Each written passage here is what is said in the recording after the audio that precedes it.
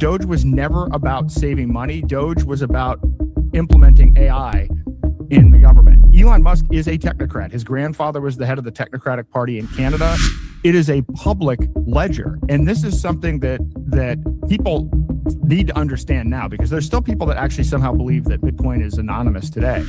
No one has actually actively defended the fact that the Clarity Act is the biggest surveillance bill in U.S. history. There's an email from this guy, Joy Ito, where he names the developers that are being funded, and we won this one. And so Jeffrey Epstein invested in a company called Blockstream 7 months before funding the developers that pushed the small block narrative. They put together and gave a press conference at Davos. And what they're going to do is build on, they've destroyed all of the buildings. They've killed over 70,000 people. And so if you are living there right now, they're going to rebuild the entire place with 6 AI-powered smart cities. Palantir is one of the vendors. Oracle is one of the vendors. They actually want Trump's stablecoin USD-1 to be the currency. Exit fiat, exit the healthcare system.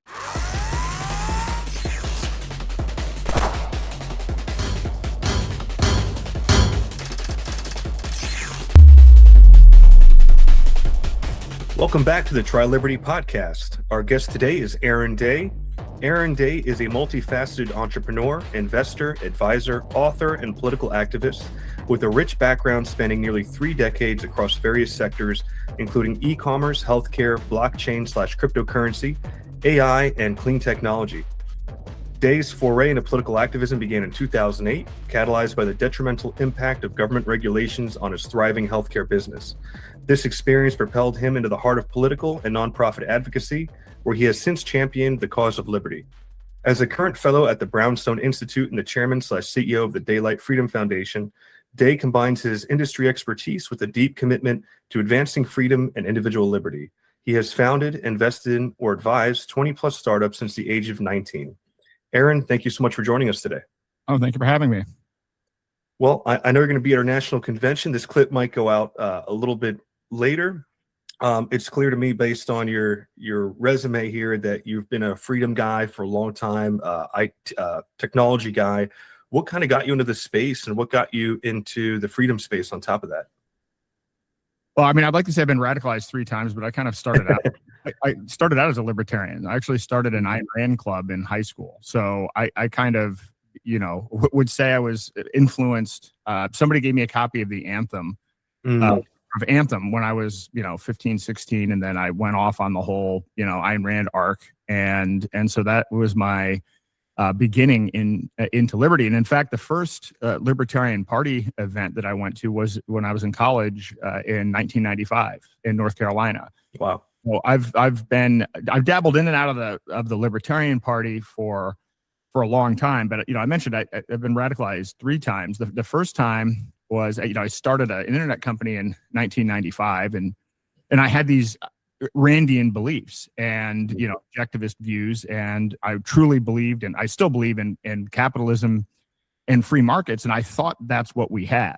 And so when I started my first company, that was my expectation. Well, I ended up meeting with, over 150 venture capitalists, met with people on Wall Street, went through the process to get an IPO ready and everything else. And I realized we have a crony system. We have a completely captured system. And so that was my first radicalization. My second was I started a healthcare company in 2004 that was very profitable. We had clients in 43 states. It was expanding, and it was crushed by Obamacare, Dodd-Frank, and Attorney General Eric Holder.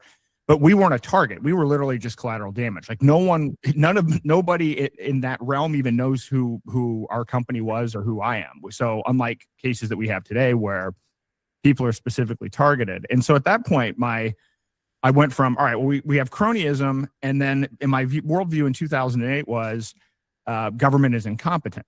And so I thought, well, this is what prompted me to become a liberty activist. So I moved to New Hampshire as part of the Free State Project in 2009. So I've been here for 17 years, and I got all involved. At one point, I was the chair of the Free State Project. I ran a bunch of, the Republican Liberty Caucus. Ran a variety of, ran a super PAC. My wife ran the New Hampshire Liberty Alliance, which is a prominent organization there.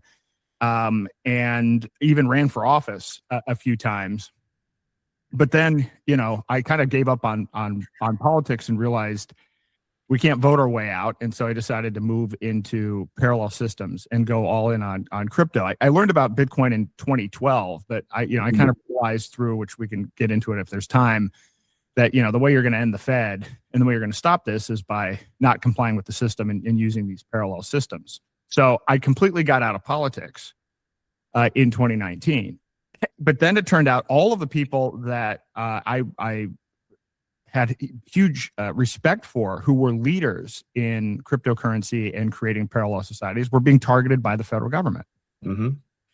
Starting with Ian Freeman, which was absolutely devastating. My wife and I sat in on his sentencing hearing, and it was the worst energy I've ever felt kind of in that courtroom.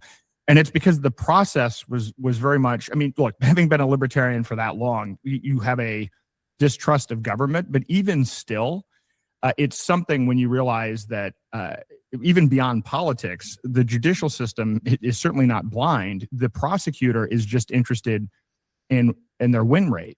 They don't care about the facts. They're selective with the evidence. It was the actual process itself, which is lopsided against the defendant anyway. I think it's something like 95% of all cases that go to federal court, the state wins. And there's a reason for that. And it's not because the people are actually guilty. It has to do with the process and the cost and so forth. And so I consider that my third radicalization was kind of related to that. I wanted to research why people like Ian Freeman were being targeted. And I realized that it was because Biden was pushing for a CBDC. He signed an executive order in 2022. And in that one executive order, one part of it was to push a CBDC. And the other was to take a whole of government approach to cracking down on crypto, which they absolutely did. And unfortunately is still going on. And so people that were right at that intersection of liberty and libertarianism and crypto were explicitly targeted with criminal charges, which actually extends on to this day. But then in studying what's behind CBDCs and what motivates that, I now fully understand that there's a technocratic agenda. And technocracy is not technology. It's a political ideology that says that we are too stupid to make decisions for ourselves.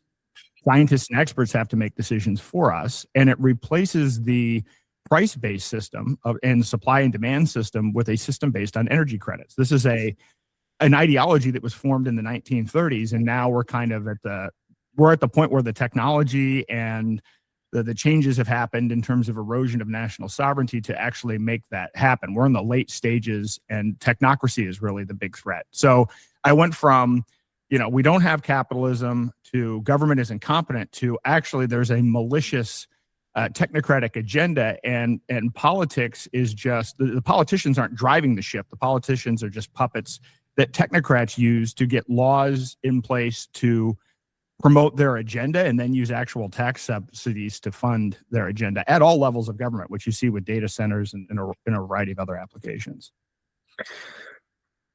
Palantir just recently reposted, I think it was a Wall Street Journal article that had about 20 or 30 planks of policies they like to see.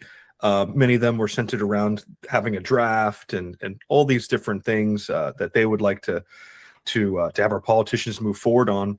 And they recently just moved down here to South Florida, close to me. Are you a Black Mirror fan? Well, I'm a fan of the show. Although at this point, it's hard for them to catch up with reality. Well, there's a few episodes in there that definitely come to mind when I think of Palantir and what you just talked about, and this technocratic surveillance state that seems to be thrust upon us, and of course the CDBCs and everything else that I hope we can touch on.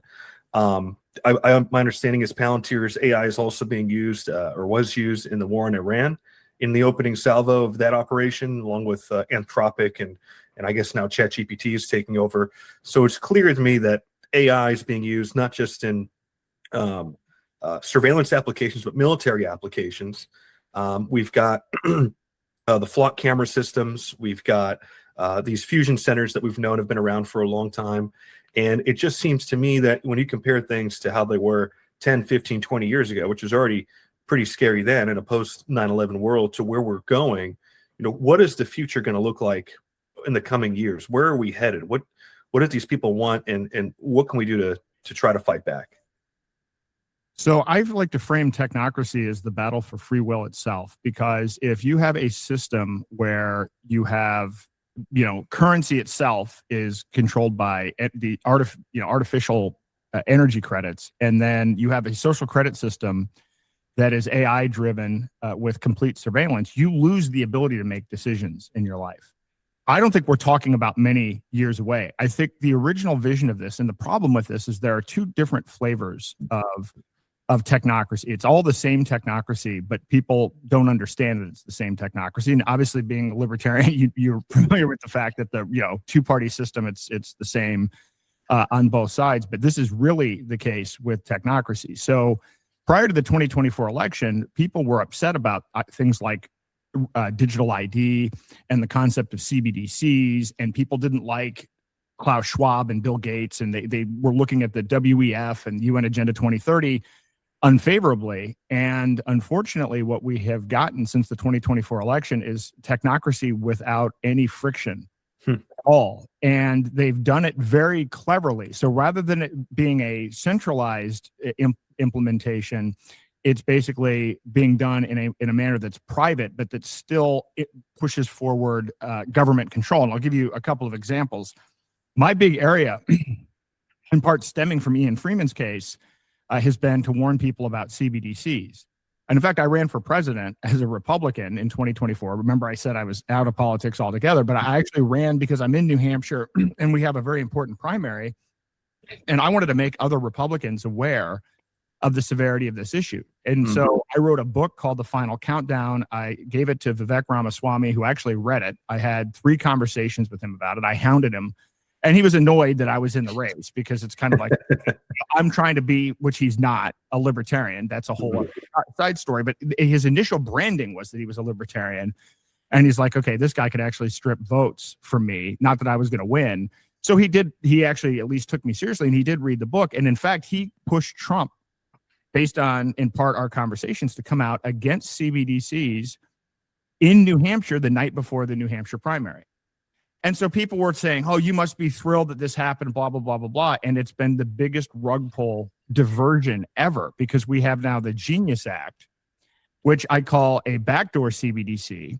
What we've done is we've taken stablecoins, and a stablecoin is just a cryptocurrency where, one token equals $1, where it's backed by either dollars or assets that are worth greater than or equal to $1 per token. And these are very popular. Last year, people used stablecoins for $33 trillion worth of transactions. So wow, that's the US GDP. Yeah, that's huge. It's more than Visa. It's big, right? So what they did is they passed a bill that says we're going to basically capture these private stablecoins. In order to be a legitimate legal stablecoin, you have to be backed by U.S. treasuries, meaning that these stablecoins, they could have been backed by gold, other cryptocurrencies, other assets. Now you have to back your stablecoin with U.S. treasuries. And our Secretary of the Treasury has said that they believe that they will be able to sell $3 trillion worth of treasuries because of this stablecoin legislation. So if you're using these government-regulated stablecoins, you are still funding the state. You're still funding war. This doesn't detach anything. This is, in fact, what it is a digital token that represents fiat. So it is actually worse, because it's trackable, programmable, and censorable. So it's not cryptocurrency. It's in fact the opposite of cryptocurrency. But then on top of that, and a lot of people don't know this, is part of why I wrote a book and try to spend time on this, is while it's not issued by the central bank, the thing that people are afraid about isn't that it's the central bank issuing a digital currency. What people are worried about is their money being programmed, tracked, and censored. Well, it turns out our money is already highly tracked and censored. You have, people losing their bank account, being debanked on a regular basis. Yep. Stripe is getting rid of a lot of people, and they also track if you buy guns or certain things in your credit card. They know about it. Our money's already like 95% digital. And it's already tracked. There are these suspicious activity reports. If you do a transaction greater than $10,000, a report automatically goes to the Treasury Department, and they can, on a whim, issue a memo to change what that threshold is, which they did last year. They actually issued a memo for 30 zip codes in Texas and California. I'm sure it was the typical thing was this is about illegal immigration. And so in those 30 zip codes, any transaction greater than $200 was automatically sent to the Treasury Department. So what people have to understand is we don't need a blockchain to have, trackable digital money. The system that we already have is digital, but all of the financial regulation that we have, the bank secrecy laws, all of the things that these crypto prisoners are in prison for, that didn't come from the Federal Reserve. That came from Congress. So now Congress is taking that regulatory thing and they're applying it to stablecoins, and then they're using it to sell more treasuries. So here's an example of people out there saying, well, Trump signed an executive order saying we're not going to have a CBDC. I guess we dodged a bullet. And in reality, we've taken $33 trillion worth of digital programmable currency and put it largely under the control of the United States government. So that's... I was going to say, it sounds to me like a new age petrodollar. In a sense, it is. I'm working on a book tentatively titled "The Creature from Epstein's Island," because the creature from Jekyll Island is a phenomenal book that talks about the kind of the history of the Federal Reserve and the 6 people meeting on an island and so on and so forth and creating the Federal Reserve. Well, we're witnessing that happening in real time right in front of our face. It's really only a handful of companies and people that are driving this new digital currency. And in fact, Howard Lutnick, our Commerce Secretary, his firm Cantor Fitzgerald just so happened to cut an exclusive deal with Tether, which was the largest stablecoin in the world, to be the exclusive manager of all of the treasuries backing Tether. Now, this is before the Genius Act. So Howard Lutnick, who was never a Republican, never involved in politics, invests $600 million in Tether. His company gets a contract to back all of the Tether, to manage all the treasuries backing Tether. Then he gets into office and pushes the Genius Act, which requires Tether and other stablecoins to be backed by treasuries. It's an unbelievable scam.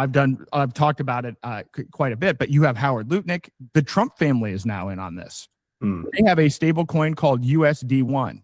And so, I mean, I know you asked, so kind of what is the time frame on this? The most disgusting thing I have ever seen is the proposed technocratic redevelopment of Gaza. They actually held a press conference. So, when Klaus Schwab was talking about you will own nothing, they would show these 15-minute cities, and it would be like these sketch drawings. And right, I remember those videos back in the day, the 3 different types of cities, the sprawl and this and that, and you wouldn't need them. You could just take a Waymo and rent your apartment out, and you would own nothing. And yeah. So that was the pitch, but it looked like it was something way off in the future. In Gaza, they're actually talking about. They put together and gave a press conference at Davos, and what they're going to do is build on. They've destroyed all of the buildings. They've killed over 70,000 people, and so if you are living there right now, they're going to rebuild the entire place with 6 AI-powered smart cities. Palantir is one of the vendors. Oracle is one of the vendors. They actually want Trump's stablecoin, USD-1, to be the currency.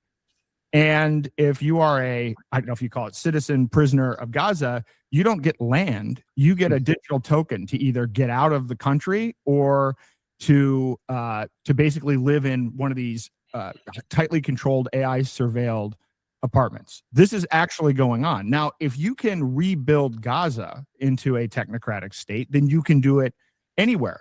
But this is being done not to the benefit of anyone or the United States. The beneficiaries of this, there's a business plan to it. And Jared Kushner is putting together the money, and we know who the companies are. And it's just, so this is happening. This is happening as we're talking about this. And now there's this board of peace that Trump is the chair of for life.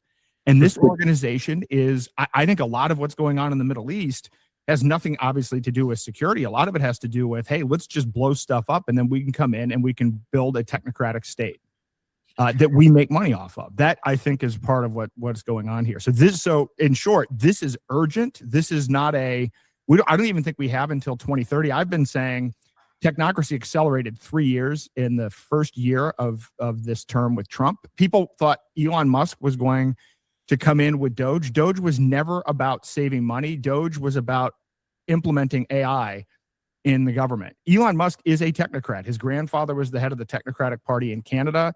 He has stated he's for UBI. He's stated that money will be replaced by energy. He said Mars will be a technocracy. I mean, there's no conspiracy about this. And so a lot of people got fooled in 2024 because they heard rhetoric that said from people like Curtis Yarvin that said, oh, well, we want to retire all government employees. We're going to go in and we want to strengthen the executive so that we can clear out the bureaucracy. Hey, that sounds good, right? You tell me retire all government employees. You have to ask the next question, which is, and replace them with what? And because your point on Palantir, well, I will tell you, I hate the IRS. The IRS should not exist at all, to be very clear. But we have a 75,000 page, 16 million word tax code that is now going to be administered by Palantir. Palantir won the contract to determine who gets audited. Now, let me ask you this. Are we better off with AI in that case or a bunch of lazy bureaucrats? I mean, I'm in favor of the bureaucrats. I think from what you just said, it sounds like a Minority Report style system that's coming down the pipe. And we were just talking to Lynn Ulbricht the other day. The prosecutor would not, or the judge would not let the court hear that Ross was a libertarian. I don't know if because they thought the ideology was dangerous or they thought that there would be sympathy for the ideology. But I don't think we're far off from, I mean, it's already occurred under Obama's IRS and probably Trump's too, where the IRS targets political adversaries and dissidents. So, you know, we're almost in the City 17 style, really quickly approaching it. And the fact that they're turning Gaza, which was already an open air prison, into a technocratic prison, I think says a lot about what they're trying to do out there and how they're going to bring it back here. And that to me is something I've spent a lot of time and I'll spend more time trying to educate people on, because that is because it's blatant. There's no conspiracy act. You can actually see the slides. But what's different is usually when you have war profiteering or something like this, it's behind the scenes. And usually it's the people backing the politicians, right? It's not the politicians themselves. I mean, we actually have a situation where the guy that's our Middle East ambassador or whatever for the Board of Peace, you know, he was running Trump's World Liberty Financial, which created this USD-1. And so now he's split off. His son, Zach Witkoff, is still running World Liberty Financial while his father is going off cutting peace deals through the Board of Peace. I mean, it's blatant. It's a brand new level of corruption and cronyism, all to push a technocratic agenda. And I will say a lot of libertarians don't understand this. And Curtis Yarvin, the best way, if people aren't familiar with Curtis Yarvin, he's like the Yuval Noah Harari of the right. They're both pushing technocracy. At the end, it is technocracy, but they have different strategies for how they get involved in the duopoly and get people to basically push the agenda from both sides. And a lot of libertarians have been snowed by Curtis Yarvin. How worried are you about robotics getting involved in this AI, business, either for war or for whatever purposes? I mean, where are we going? You said that Elon Musk, of course, is pushing for UBI because, and he said it multiple times, where he believes that we're not going to have to work anymore. It's going to be great. Everybody's job's going to go away. We're going to be so productive. We'll UBI everything. So where does robotics come into this equation, and how advanced does robotics and AI coincide to become a real problem, either on the battlefield or here at home, or just being disruptive in terms of everyday jobs that are going to be switched over to AI? So I use AI all the time. I'm a huge proponent of AI. I've done podcasts where I discuss this, but I look at AI the same way I look at cryptocurrency or digital currencies. Digital currencies can either be a complete digital prison, right? It can be a CBDC or one of these stable coins that's regulated, that's a backdoor CBDC, or it can be a privacy coin. It can be literally a form of money with no central issuer that no one can stop or freeze. That's a big difference. And the same is true with AI. So when I say I like AI, I'm not asking ChatGPT for information. I'm downloading primary source material and my own material, and then I'm using AI as a way to get access to primary source information and to package it, to automate workflows and everything else.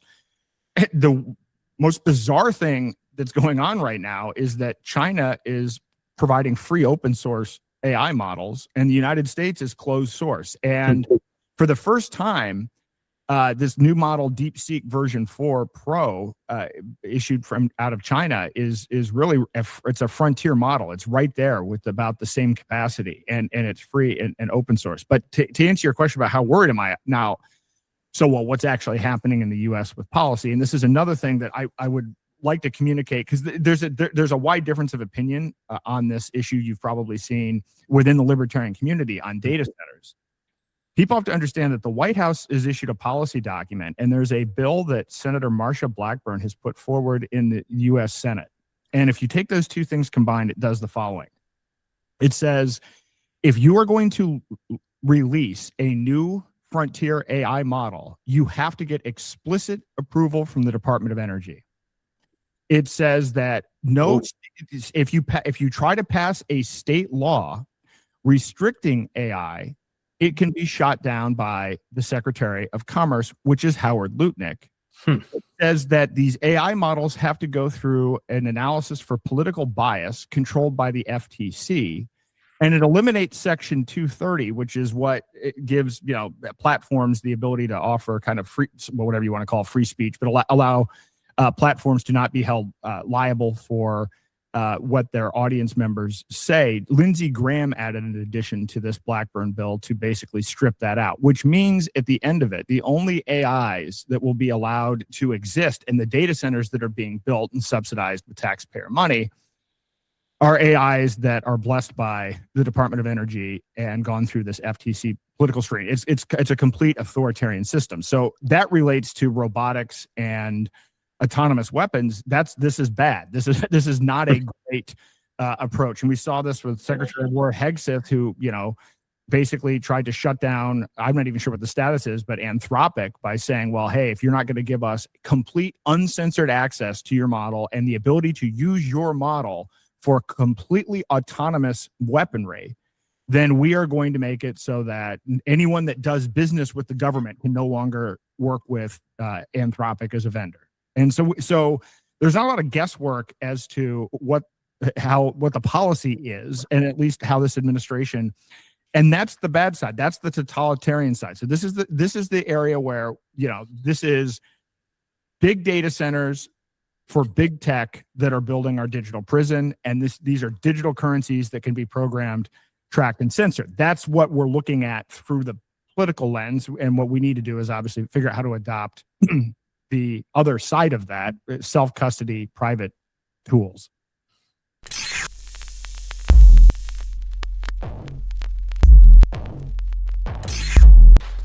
October 2008. A 9-page paper drops during the worst financial crisis in decades. Bitcoin, a peer-to-peer electronic cash system. The promise was simple. No banks, no middlemen, just people transacting directly with complete control over their money. Fast forward to today. Bitcoin isn't peer-to-peer anymore. It's digital gold, a strategic portfolio asset. When you buy through an ETF, you don't control it. When institutions hold it, every transaction is tracked. With soaring fees, Bitcoin became exactly what it was designed to replace. Zono brings back the original vision, a peer-to-peer digital economy. Privacy by default, every transaction untraceable. Created by the developer who coded CryptoNote, Zono goes further. Tokenize anything privately, stocks, bonds, stablecoins, any crypto asset, all completely hidden from surveillance. No tracking, no monitoring, no institutional control. This is what crypto was supposed to be. Hijack your privacy back with Zono, the privacy-powered digital economy. So I want to flip the script a little bit. I want to go back. I was at Paul Fest in Tampa in 2012, and I discovered 3 things when I was there. The Libertarian Party through Gary Johnson, Bitcoin for the first time. There were some Butterfly Labs Bitcoin miners available, and the Free State Project. and they gave me a little bookmark and told me to come out, move to New Hampshire. So I got into crypto, got into Ultracoin back in 2015 or 14 or so. Ran up the Bitcoin bubble in 17 and was involved in that community. I remember it was funny at the time. I actually debated a Bitcoin core developer in Miami whether or not we should have altcoins. And I was on, yes, we should have altcoins. We should have alternatives to Bitcoin. And I think that ended up happening in the end. So I wanted to ask you about, a couple different things, and you can hit on it whichever order you want to first. But of course, cryptocurrency, how has it changed over the past, decade or so? Where do you see things going from here? Is it just really an investment vehicle these days? Or do you see people really utilizing it for what it was meant to be? Compared to the ideological sort of drivenness of it back maybe a decade and a half ago before it really took off and became what it is. Yeah, I learned about Bitcoin in 2012. I'd actually heard about it before, but I didn't actually pay attention to it until I heard Roger Ver give a speech at a Free State Project event at Liberty Forum, I believe, in 2012. And he just had this real energetic presentation. I share the clip all the time because he was talking about, hey, this is, money that people can use peer-to-peer anywhere in the world. And, essentially making the argument, this is how we can stop central bank tyranny. This is how we can stop war. And remember that the initial foray of this, the Genesis block, made reference to a bank bailout, chancellor on the brink of a second bailout, or whatever, German chancellor. And so we were at a point in time after the financial collapse in 2008 where everybody agreed that the banks and Wall Street were corrupt. You had Occupy Wall Street and you had the Tea Party movement. And at this point in time, you actually had some energy behind the idea of we need an alternative currency. So when Bitcoin came about, there was a lot of promise and a lot of excitement about it. And I know when I first used it in 2012, when somebody sent it to me, like, this is magical, because I've had, as a serial entrepreneur, one of the biggest problems I've had is payment processing and issues with banks. And this is not even in the context of being debanked. This is just general. The system is archaic and very difficult to work with. And so I thought it was like, wow, I just got this money instantly. There were no third parties. And at the time, it was better money. It was better, faster, cheaper money. You have to understand, at that point in time in 2012, we didn't have Zelle. We didn't have Venmo. We didn't have Apple Pay or Google Pay. So it was legitimately a better consumer experience, in addition to all of the benefits of being money that was separate from state. The problem is it was hijacked. And I had Roger on 3 weeks before he was arrested in Spain. And so I've been trying to talk about his book, Hijacking Bitcoin, that he and Steve Patterson wrote, which, by the way, I recommend to everybody to read. And so far, no one has refuted it. It has like almost 300 citations in it. And there are a bunch of people that say, oh, this isn't true. This was all, hashed out 10 years ago. And, my buddy's going to do a podcast dispelling the whole thing. And no one's actually done that. And most people are unaware of the history. And I believe there's an Epstein connection as well. We come to find out. I wrote about this 3 years ago when I was studying CBDCs. Now, it turns out, and most people still to this day, including apparently members of Congress, don't realize this. You'll see people in Congress say, well, we want to pass a bill so that we can at least do research on CBDCs. Do research. The Federal Reserve has launched 3 successful CBDC pilots, all in conjunction with MIT, all in conjunction with a group funded by Jeffrey Epstein through this guy, Joy Ito. And so I wrote about that, and I was trying to warn people. I'm like, if you guys are sitting there saying, oh, well, it's going to take a long time, understand it's not the government that would be implementing a CBDC. It's the big banks funding the best developers in the world. Some of the people involved in Project Hamilton, which is the digital dollar, were Bitcoin core developers, early Bitcoin core developers, by the way, also funded by Jeffrey Epstein. So I had suggested in this article that it looks like Epstein was behind funding CBDCs, and he might have been involved with funding this kind of hijacking of Bitcoin, because there was this time period, there was a group called the Bitcoin Foundation, which was a nonprofit formed to fund the core developers. And then that group imploded, and it was taken over by MIT, by this same group. And I put in the article at the time, I said, well, I didn't say it was definitive, but I said, boy, it certainly looks like Epstein funded CBDCs. He may have also funded this narrative shift of Bitcoin going from being peer-to-peer cash that you use for day-to-day transactions to digital gold. Well, it turns out now, not only was I right about that, it's so much worse than I think anybody could have possibly imagined. This guy Brock Pierce is in the middle of this, but Jeffrey Epstein explicitly funded the developers. There's an email from this guy, Joy Ito, where he names the developers that are being funded, and we won this one. And so Jeffrey Epstein invested in a company called Blockstream 7 months before funding the developers that pushed the small block narrative. And I don't want to get into too much technical detail, but Blockstream is a company that makes money off of basically Bitcoin being slow and expensive. They build what are called second layer solutions. Epstein invests in that, and then 7 months later funds the developers that cement Bitcoin as slow and expensive as digital gold as opposed to digital cash. So there's so much more. I don't want to hijack the conversation.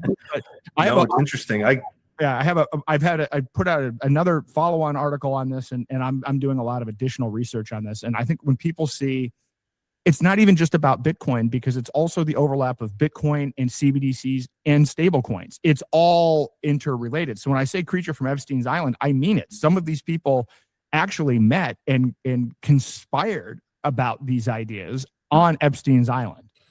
And Howard Lutnick was Epstein's next door neighbor, 9 and 11. And he also went out as Commerce Secretary, bought a bunch of tariff receipts for pennies on the dollar. So once the refunds kicked in a few weeks ago, he gets to get a full paycheck. So very corrupt. I want to ask you, what are your thoughts on Satoshi Nakamoto? Do you think he was an individual, a group of people? Was he the NSA? Was he a Hikikomori in Japan who just passed away one day, or was he a genius? I know his wallet hasn't been, nothing's moved in a long time, and the Bitcoin talk forums that he used to frequent, I think he went out in 2010 or so, or 11 was the last time anybody's heard from him. Yeah, I used to spend a lot of time on this. I've gone down all the rabbit holes. I went down the Craig Wright rabbit hole. I went down, the Hal Finney. And the truth is, I don't know. I don't know if we will know. I've heard a lot of theories, and where I've come out on it as a position is, to a certain degree, it doesn't matter, because people have almost a religious like devotion to Bitcoin, but Bitcoin may have been a good idea, but not a sufficient idea, or it could have been a malicious idea. At the end of the day, it is a public ledger. And this is something that people need to understand now, because there's still people that actually somehow believe that Bitcoin is anonymous today. It's not anonymous, and it's really not censorship resistant. And when I say that in the sense that somebody says, well, unless I give them my keys, these are going to be my coins. The problem is, do research on this. Because they can be tracked, when the government targets people, so far 100% have complied with giving over their keys. So it's really not censorship resistant in practice. The United States government has a, quote, strategic reserve obtained through theft, through civil asset forfeiture, of 328,000 Bitcoin. They didn't mine them. They didn't buy them. They literally stole them because they could identify them because they're on a public blockchain, and they used their force to push people to, transfer the coins over. And to some of our friends, Ross Ulbricht, who's been pardoned, he has the biggest chunk of that. Ian Freeman has $5 or $10 million worth of his Bitcoin in there, and it just goes on and on and on. So it's not.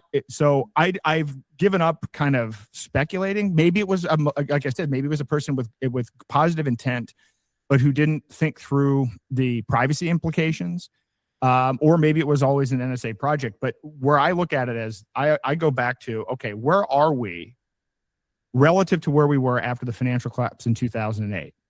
Are we better or are we worse? Does Bitcoin solve that problem, or does it not solve the problem? And I look at this as, we just put in this new Fed chair, Kevin Warsh. Kevin Warsh was the guy who worked with Ben Bernanke during the collapse in 2008. He did the deal to bail out Bear Stearns. He did and negotiated the deal to bail out AIG. So we just brought in one of the guys that transferred all of the wealth and bailed out all of the banks. We just put him in as the chair of the Federal Reserve. And you look at all of these asset bubbles, housing. I just saw auto loan defaults are the highest, I think, ever in recorded history. So we didn't solve or fix anything out of 2008. Well, now where are we with alternatives? Well, people are literally going around, and I understand, and I'm not trying to be hostile about Bitcoin. My passion about this is we need to have an alternative currency that cannot be tracked, programmed, and censored by the government. We need that to be able to escape CBDCs and programmable stable coins, and Bitcoin is not it. Now we have people that are 2 or 3 levels removed from ever even having Bitcoin in self-custody. They're in treasury companies, and the treasury companies have it at Coinbase. Like, it's just, the whole thing is just not. So people may like it as an investment. It's not an alternative to technocracy, and it's not an alternative to central banks. What do you think of cryptocurrencies like Monero, Zcash, Dash, which used to be Darkcoin? Do you think those solve the issues of privacy and being used as an actual currency, or do they still have their flaws? So I've left this part out. I stopped using a personal bank account in 2019, and so I live on crypto, and that's been a interesting experiment. But I've moved entirely into privacy coins. And the one thing that I will say is I'm not a maximalist for I'm a maximalist for individual freedom and, using whatever currencies achieve that. So I don't ever want to be positioned as a maximalist, but even from the first to second version of my book, I went from kind of, Bitcoin Cash and a bunch of others to it has to be privacy, and preferably privacy by default. So I actually like a cryptocurrency called Zano.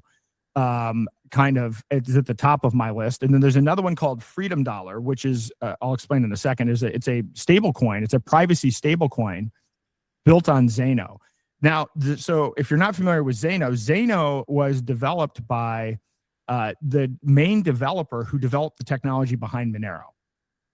So this guy, Andre. Oh, wow.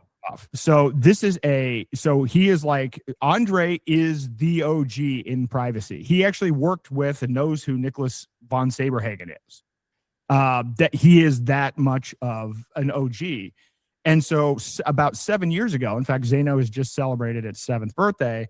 Zano split off, but it has many of the same underlying security and privacy features. But what it allows you to do is to create tokens that also are private. So imagine being able to create, Ethereum is used for tokens. People use, to create stocks or whatever it is, NFTs, but that's all public and it's on a, transparent blockchain. Imagine being able to create tokens and be able to tokenize and trade assets that have Monero level privacy. That's what Zano does. And so one of the implementations of this is Freedom Dollar, which is an algorithmic stable coin. So as I mentioned, these Genius Act stable coins are backed by U.S. Treasuries. They follow all the bank secrecy laws and everything else. So you're funding the state.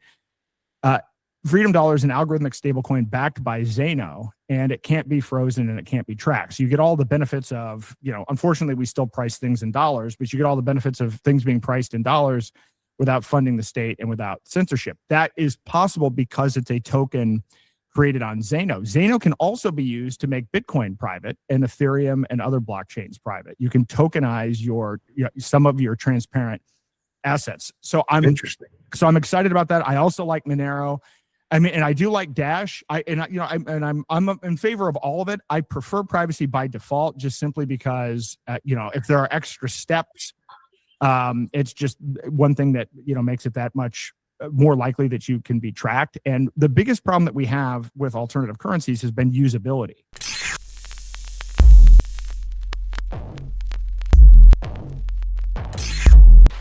This is Freedom Dollar, FUSD, the world's first privacy-focused stablecoin built on the Zano blockchain. Unlike traditional stablecoins, FUSD is decentralized, censorship-resistant, and private by default. Each FUSD is over-collateralized with Zano and pegged to the US dollar using a decentralized algorithm. There's no CEO, no company, no central authority.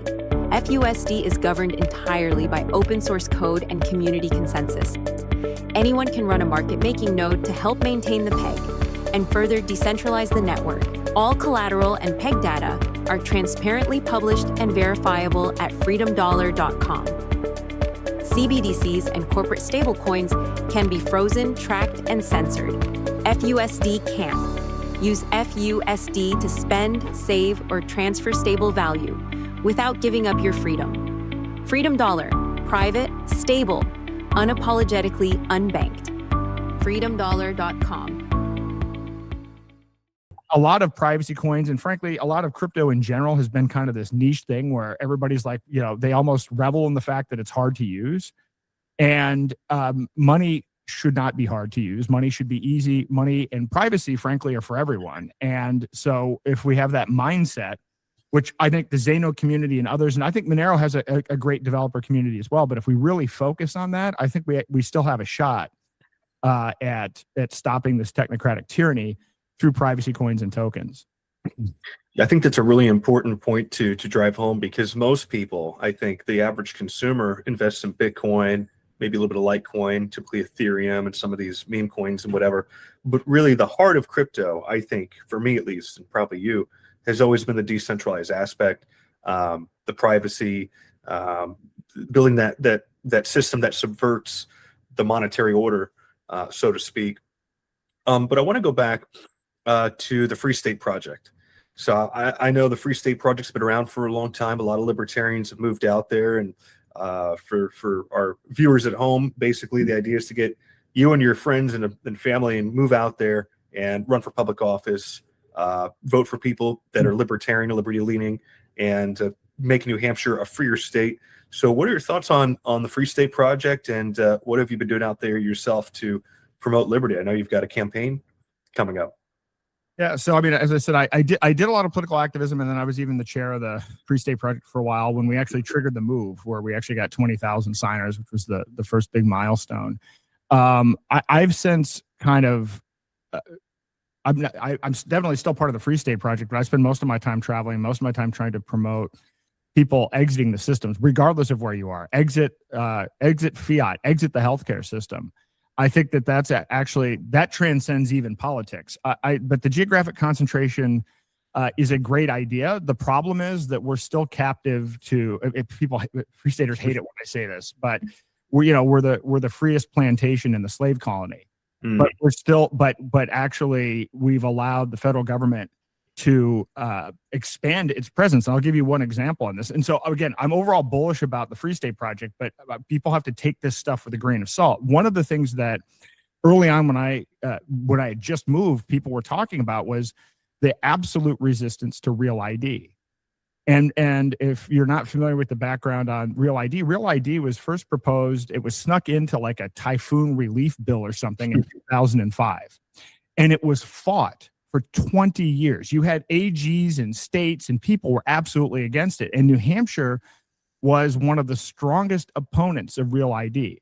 I think it was nearly unanimous in the House and the Senate, Republicans and Democrats saying this is unconstitutional. So that was like 2007, 2008. Well, fast forward to 2016. Well, it's optional.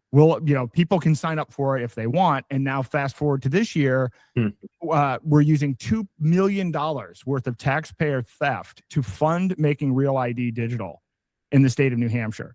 So I say that to say, I think New Hampshire is the freest state in New Hampshire, in New Hampshire, in the United States.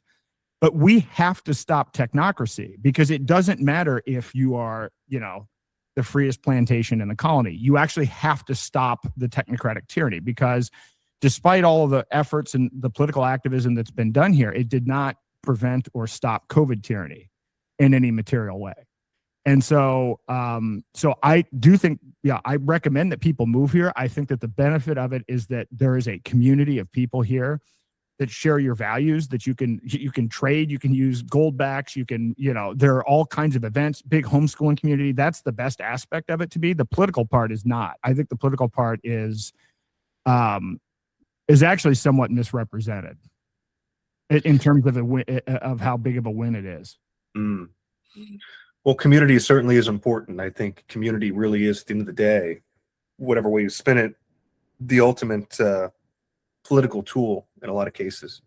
Let me ask you this. We've got about 13 minutes left. I want to ask you, what can people do right now to better protect themselves from basically what's coming down the pipe, this technocracy? Do you recommend people use VPNs or Proton Mail or Linux-based systems or Ubiquity route? What can people do to try to protect themselves and reduce that digital footprint that the Opticon sees Panopticon sees as much as possible? Well, that's a great question. And in fact, if this is going to be published after the Libertarian Convention, I'll say at the Libertarian Convention, I'm going to be launching an ecosystem that I've been working on and releasing in pieces over the last 2 years. My wife and I have Daylight Freedom Foundation, and we have a number of different tools and resources. And the purpose of these tools is to do two things. One, to warn people about technocracy in a way that they understand. So you can, see, all right, you can get a free report on my state. Here's an 8-page report. Here's what technocracy is like. Here's what's going on with digital IDs. Here's what's going on with AI surveillance. Here's what's going on. It gives the breakdown because people are unaware. The rest of the tools are all about what you can do to improve your individual sovereignty. And I'm going to be launching this stuff at the Libertarian Convention. So it's there. Like if you go and look at it right now, it's still rough because I'm actually kind of fine tuning it. Mm-hmm. But I think the most important thing we can do is ditch the dollar. So I will be launching a website, Ditch the Dollar, that gives 8 different steps that you can do with tutorials and everything. Here's how you get out of fiat. Here's how you download a wallet. Here's how you get a privacy coin. If you have a crypto that isn't private already, here's how you make it private. Here's how you can use a light KYC debit card with a privacy coin to do day-to-day transactions where you can't go peer-to-peer. Here's how to, as a business, accept privacy coins and other cryptocurrencies. Here's how, as a nonprofit, or if you're doing fundraising, here's a tool that you can use to raise money in using cryptocurrencies. So that I'm going to be launching. Literally, that's going to be awesome. The focus of my talk. But then there are tools for everything. Love it. We've launched a medical tourism marketplace called OSARA. This is a big one for me. I mean, as I said, my second company was in the healthcare space. I learned the healthcare, we have no even close remnant of free markets in the healthcare system. But and again, a lot of times people end up fighting, thinking that insurance companies are free market. It's not the case. But it turns out every minute in the United States, someone files for medical bankruptcy. 75% of those people have insurance. 77% of those people are homeowners. In other words, health insurance doesn't actually protect you from catastrophic loss, because of literally the scammy nature and the way that the thing is structured. But on top of that, we have the highest healthcare costs in the United States, and our outcomes are 38th. Well, it turns out, we've done a lot of investigation into medical tourism. You can go overseas and save 80% in terms of the cost that you would get in the United States with higher quality outcomes. You obviously have to research this, but I'm not talking about, usually when you say to somebody medical tourism, they're like, oh, cosmetic surgery or whatever. I'm talking about everything. I'm talking about complex heart bypass surgery. I'm talking about cancer treatments that you can't even get in the United States because of the regulatory environment. So this website that we have, OSARA, it's just a free site, but it allows you to basically search for, based on data, find a medical tourism outlet, and then it gives you all of the steps and checklists for what you can do to make sure that it's safe, everything is vetted, so on and so forth. But if people could exit health insurance and exit fiat, this would take a huge dent out of the technocratic system. Because you mentioned Palantir earlier. People don't understand how much Palantir is embedded in healthcare, not only in the United States, but globally. Interesting. Palantir got the single contract to manage the entire NHS, the entire healthcare database for the United Kingdom. Palantir is the vendor. Palantir is working with hospitals and healthcare providers all over the United States. And now they're integrating this data with, Department of Homeland Security data and IRS data. Healthcare is a trap. In the government is almost controls almost 50% of healthcare spending in the United States. And so now HHS, you look at, people talk about the debt being almost $40 trillion. Unfunded liabilities are $200 trillion. Most of this is Medicare, Medicaid, and Social Security, and then VA, benefits. Well, what are they going to do about that? They're going to ration it using AI. They're already putting in place models. United Healthcare and others are already using AI now to basically automatically, deny claims. And then they actually use the AI as the arbiter if you actually want to appeal. And those systems are now moving into HHS. So if people could get out of that, what I say is, I know, sorry, three things: form a medical trust so that you can protect your assets from being seized by hospitals and by big pharma; exit insurance, and pursue medical tourism. So that's one of the others. So we have 8 different sites that attack different parts of this, but it's all about giving people tools. I'm actually also going to be launching a phone at the Libertarian thing, a Daylight Freedom phone, that is a de-Googled phone with a graphene operating system that has pre-installed on it privacy crypto wallets, a privacy VPN, as a way to ramp up getting somebody into the ecosystem, because we've done workshops and everything else. It's hard to get people onboarded, and if we can simplify that, we can accelerate things. But I think we're in a desperate situation based on how fast the Clarity Act, which I didn't mention, I'll mention briefly, is the biggest surveillance bill in the history of the United States. It's even worse than the Patriot Act, and no one's talking about it because crypto people propaganda has gotten people to believe that everybody's going to be rich when this passes.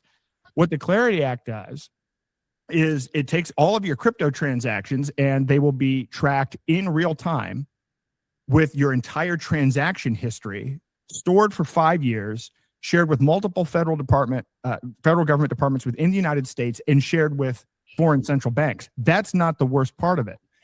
The whole reason for this is for what's called the tokenization of assets. So people think this is about, oh, pension funds are going to buy Bitcoin and I'm going to be rich. BlackRock is going to use this because this provides the regulatory framework for them to tokenize your stocks, your bonds, your house, every asset.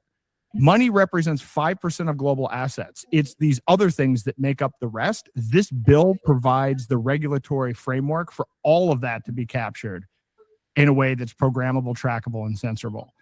And so when that passes, I think it's very unlikely we're going to be able to stop it. To me, that's like the final nail in the coffin.